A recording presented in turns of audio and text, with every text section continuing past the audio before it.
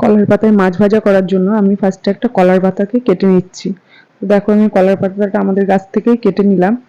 এবার কলার পাতাটা কেটে নিয়ে আমি ঘরে চলে যাব মাছটাকে রেডি করার জন্য।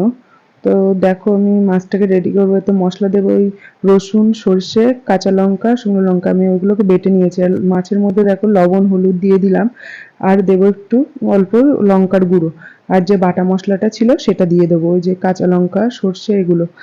তো এর মধ্যে আবার একটু কাঁচা সর্ষের তেল দিয়ে দেবো, কারণ যেহেতু মাছটা কাঁচাই ভাজা হবে। নিয়ে আমি ভালো করে মাখিয়ে নেবো মাছটা।